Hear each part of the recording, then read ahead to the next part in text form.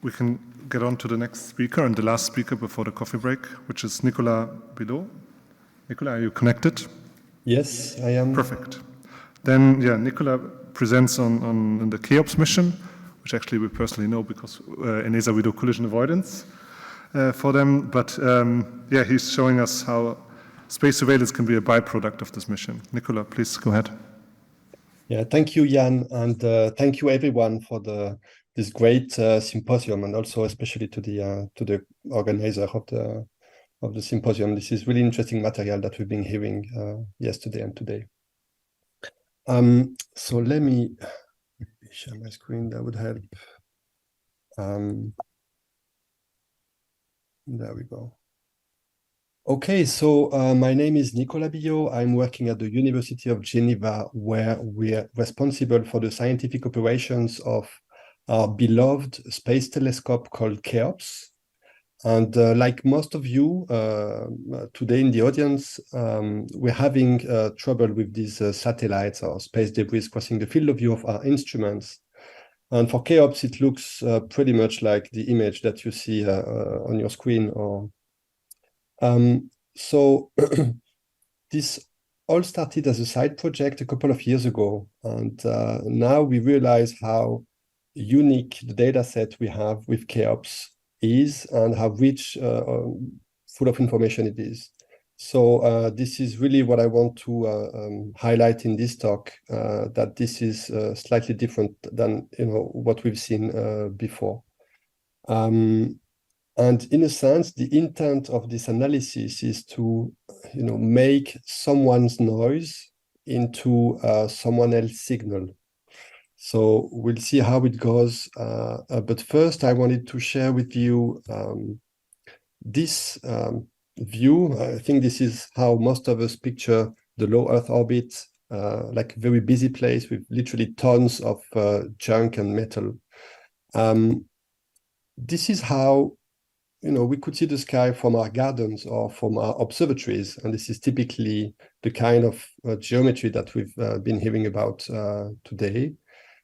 But the point with CHAOS is that we actually orbit on a low Earth orbit at about 700 kilometers altitude. And this is how the environment looks like. It's a very busy place indeed. And what is also particular about CHAOS is that we're actually orbiting on a sun-synchronous orbit, meaning that we keep the sun always on the back of the telescope, and CHAOS observe mostly away from the sun. So we basically do in-situ observations with small phase angles with the sun, making the objects very bright, and typically the objects crossing the field of view are at short distances. So this does make a difference compared to the observations from the ground. This is to some extent complementary. And so the point I want to make here is that with CHAOS, we are in a favorable viewpoint, or rather unfavorable viewpoint, to detect LEO objects quite easily. So now what is CHAOS? I mean, it's an ESA mission that was born from a partnership between ESA and Switzerland. The consortium is responsible for the operations of the mission. It is composed of 11 European countries that are led by the University of Bern. And as it happens, today we have the chance to have the CHAOS PI in the room with you, Professor Willy Benz. So please feel free to ask him any question you have about CHAOS. And in particular, you can ask him how the consortium managed to deliver the instrument on time and on budget, because this is quite an achievement. You might wonder how this happened. So CHAOS, we have a 30 centimeter telescope. We are doing high precision photometry in the optical, in the visible, and we've been flying for 3.5 years. And the first extended mission actually started last week, but we've accumulated quite a bit of data that I will present to you in a minute.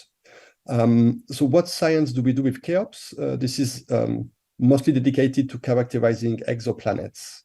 So the idea is to refine radius measurements to infer their bulk density or internal structure. We can look at tidal deformation of these exoplanets, atmospheric properties. There's a lot that can be done science-wise with CHAOS, and we have quite a bunch of papers already published on this. Now, this is typically what a science data product looks like. We call this a light curve. So on the x-axis, you have time, and on the y-axis, you have the relative flux that we receive from the star we're observing. So we have to see that Cheops is actually observing one star at a time, and monitoring this star for hours, days, and even weeks sometimes. So we're basically looking for small variations in the flux that we receive from the star. Typically, when a planet partially eclipses the star, this is when we see this kind of dip. So on these data products, each data point is actually a short exposure image that we take of this specific target, and we do the photometry and then build the light curve. Now, this is the same data product, the same light curve, same observation, except that this in this plot at the bottom, I've left the outliers that we have in these observations. They are marked with the black arrow, and these data points basically have been contaminated by satellites or space debris crossing the field of view. And this is how the images that we have look like. Now we're fortunate enough that these outliers can be removed really easily. So for the time being, we can say that the Cheops science is safe, and it is not at risk because of the satellite or the space debris that we see in the data. So this is a brief gallery of what we have. We have all sorts of trails, bright ones, faint ones, grazing, partial trails. We even have sometimes multiple trails in the same image. And we have to see that the Cheops field of view is tiny. I mean, this is 200 arc seconds across. So this is a really small field of view. And also to mention about the exposure times that we're using, they are about like between 1 second and 60 seconds, but basically they're fairly short exposures, typically like 30 seconds. Now, since we've been flying the spacecraft, we've acquired well above 1 million images, like these short exposure images. We have more than 1 million, and we've been scanning them all with a pipeline that we've prepared to look for linear features similar to the one that you've just seen. And we're using what seems to be a standard method to use like a Hof transform to find those. And out of this 1 million plus images, we have detected and identified like a few thousand trails over the 3 years of operations. So this represents just a fraction of 1% of the entirety of the image that we've collected so far. So that confirms that the science of Cheops is not at risk, but still that makes several thousand trails. And that got us wondering, can we actually extract information from this sample of trails, looking for trends, trying to correlate with metadata that we have on these images. So that's what we did. So we have quite a few results. I will just share with you like 2 or 3 plots that we have just to give you a feel of what we can do with those data. So first, I want to show you basically as Cheops orbits the Earth, we follow the line of sight, and we want to have a look at this angle. So this is how high above the Earth horizon we are looking. And on the histogram, this is basically the distribution of all these, angles, the elevation above the horizon that we have collected for this 1.5 million images that we have. So you see that typically we observe between, say, 0 and 60 degrees, typically. Now, in green, this is the distribution of the same quantity, but only for those images that have been affected by an object crossing the field of view. And there we see that the distribution is very different. And what is striking is this peak, at about like 10 degrees elevation above the horizon, where we have a lot of detections of these trails. And somehow this points to, the fact that the line of sight at these moments were basically probing a shell of satellites or debris at an altitude of about 500 to 700 kilometers altitude. So this is no surprise, of course. We know that this is a busy place, but it's just striking how obvious this is in our data set. Another piece of statistics that I wanted to share is where on Earth does Cheops see these trails? So it's the same color coding on this plot.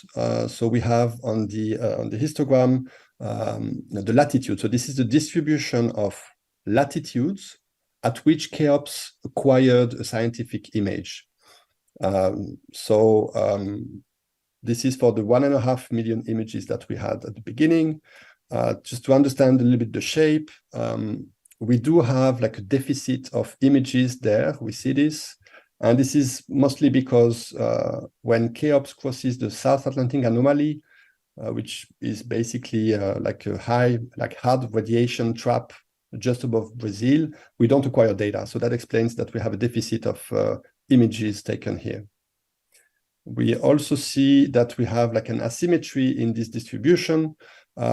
This is expected and understood in the southern hemisphere, close to the South Pole.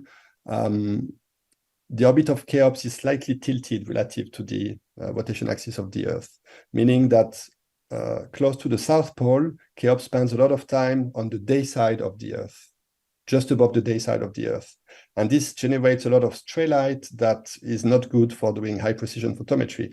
So basically we have this asymmetry because we don't acquire all the images when we are actually at this latitude. So this is well understood. This is the distribution for the entire sample of images that we've acquired. And in green, this is the distribution of the same quantity, but only for those images that are affected by satellite trails. And again, the distribution is quite different. And we have another asymmetry, which is going the other way around. Now in the southern hemisphere, close to the South Pole, we do have a lot more detections than in the northern hemisphere. And again, this can be understood in the sense that because Cheops spends a lot of time above the illuminated limb of the Earth, like the day side of the Earth, any object that would cross the field of view of Cheops would also happen to be on the day side of the Earth, and therefore would be illuminated by the sun, would be more easily detectable. So this asymmetry in this distribution is also understood and in a sense expected. Now there's another couple of features I wanted to mention. This is these two peaks that we have in the distribution that show up at around -50 and +50 degrees latitude. And incidentally, many Starlink satellites happen to be on an inclination, an orbit that is inclined by 53 degrees. So on such an orbit, the Starlink satellite would spend relatively a lot of time close to these latitudes. And I believe this is what we see in this distribution. So to me, these two features are actually the fingerprint of the Starlink constellation on our Cheops data. 3 minutes, Nicolas. Thank you. So now let's look at the time evolution. So this is the bi-weekly count of this trail detection over the past 3 years. We do see like a trend that we have more detections recently than 3 years ago. We do have some modulations. This is again understood during winter months. Cheops actually enters a season of eclipses where it actually a fraction of its orbit is in the shadow of the Earth. So similar to the same reasoning that we had in the previous slide, if Cheops is in the shade of the Earth, most of the objects in front of Cheops would also be in the shade of the Earth and therefore would not be detected. So this is understood. This modulation in summer months is same reasoning, except that this is to a lesser extent, but this is well understood. Now on this plot, it is somehow like a mix between the histogram that you just saw, the time evolution, but this time I plot around the cumulative trail occurrence. And the color coding matches this plot that we saw earlier. So I've only selected those images that are affected, those that basically probe this shell of LEO objects and plot the time evolution only in this angle range. And we see that this is the one curve that increased pretty strongly, starting in, late 2020. If you compare this increase, if you take like another range of angles, like say in the tail of the distribution here, where we look away from the horizon, then the line is pretty much a straight line, meaning that we don't have new objects in this area of the sky.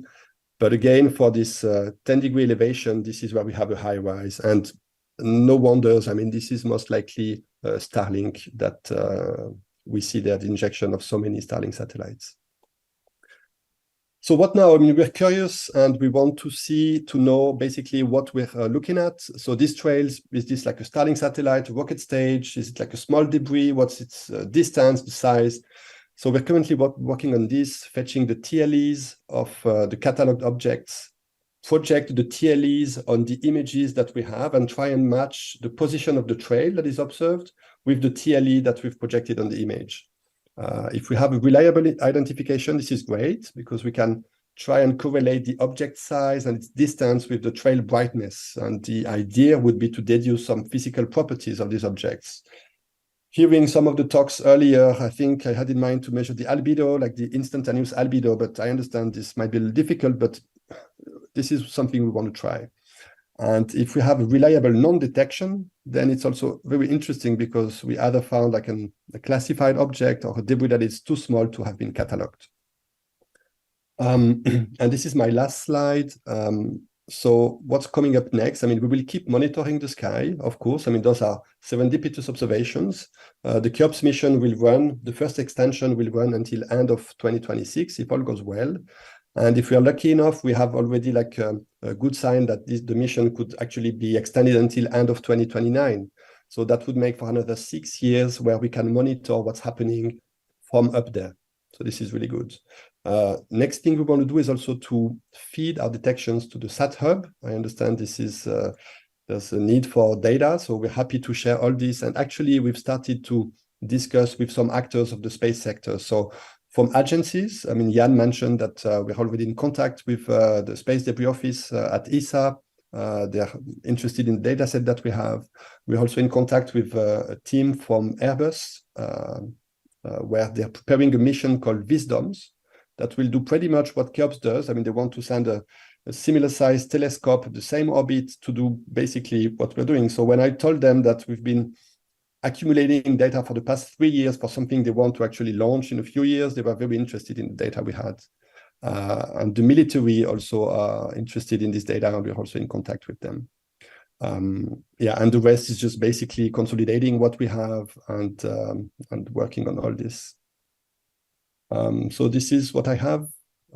Thank you very much. Don't know if we have time for questions. Thanks a lot. Maybe one very quick question we have. Please go ahead,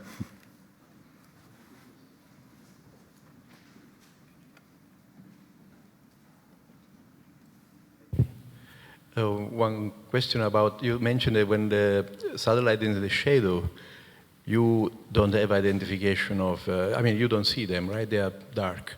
But they still cross in the field. So is this going to interfere with the light curves that you calculate, or they are just sporadic things that you can just neglect? Do you take into account in the light curves that probably the stars are crossed by the satellites that you don't see? Well, that's a very good point. It is true that they are still there, even if we don't see them. So the thing is, the time that they would spend, the time it takes for those objects to cross the PSF, to cross the star that we're observing, is really, really, really short. It's really like a fraction of a second. So on the overall exposure time, this represents not a lot. So I haven't gone through the numbers, but I expect this is negligible. All right, then thanks again. And this completes our session.